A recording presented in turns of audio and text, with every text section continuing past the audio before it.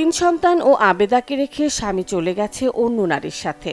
সেই থেকেই একাকী পথ চলছেন। তিন সন্তানকে বুকে আগলে রেখে অনবরত যুদ্ধ করে যাচ্ছেন অদম্য মা আবেদা সুলতানা। বাড়িতে দর্জির কাজ করেন আবেদা। বড় ছেলে গাড়ি রঙের কাজ করার পাশাপাশি লেখাপড়াও চালিয়ে নিচ্ছে। ছোট ছেলে দুরারোগ্য ব্যাধিতে আক্রান্ত হয়ে বাড়িতে শয্যাশায়ী। সকল প্রতিকূলতা মানিয়ে মাধ্যমিকে জিপিএ 5 পেয়ে আবেদার স্বপ্নের প্রথম সিঁড়িতে পা দিয়েছেন একমাত্র মেয়ে সামিয়া। আমি অনেক কষ্ট করে আমার মেয়েকে লেখাপড়া শিখাইছি। আমি বরকে বলেছি, আম্মু যতই কষ্ট হোক না কেন তুমি থেমে থাকবে না, তোমার পথ তুমি চলতেই থাকো, আমার যত কষ্ট হোক আমি তোমার পিছনে আছি। দিনরাত অক্লান্ত পরিশ্রম করে আমার মেয়ে আজ সফল হয়েছে। খেয়ে না খেয়ে স্কুলের পথে চলার পথে কখনো টাকা দিতে পেরেছি, কখনো পারিনি, কখনো টিফিন দিতে পেরেছি, কখনো পারিনি। আমি কখনো রাজ্যে গেছি মেয়ের পিছনে, কখনো বসে থাকিছি, ও পড়াশুনো করেছে।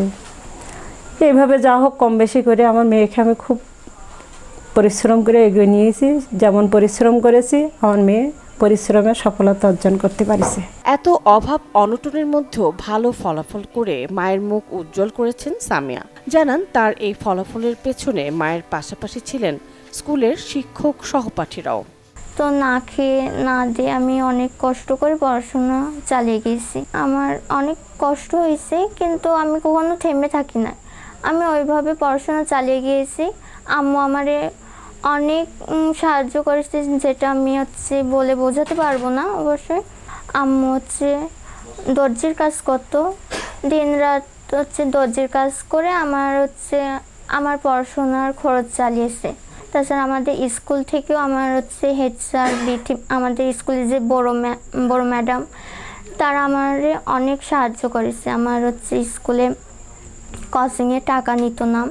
স্কুলের প্রধান শিক্ষক বলেন, সামিয়ার এ ফলাফল একটি যুদ্ধ জয়ের সমান। এ সাফল্য প্রকৃত অর্থে মেয়ে আর মায়ের সাফল্য। সামিয়া তার যে মা, একজন অদম্য মা, তার অক্লান্ত পরিশ্রমে এই মেয়েকে সে নিরলসভাবে শিক্ষার জন্য সহযোগিতা করে গেছে। তার এই অসামান্য রেজাল্টের জন্যে তার মায়ের ভূমিকা অতুলনীয়। আমরা শিক্ষকরা তো সহযোগিতা দিয়েছি। সামিয়ার সাফল্য আজ আবেদার স্বপ্নকে আরো বড় করে তুলছে। তিনি তার মেয়েকে একজন আদর্শ নাগরিক হিসেবে গড়ে তুলবেন। তাতেই দূর হবে তার সকল দুঃখ কষ্ট। Desk report, channel 24।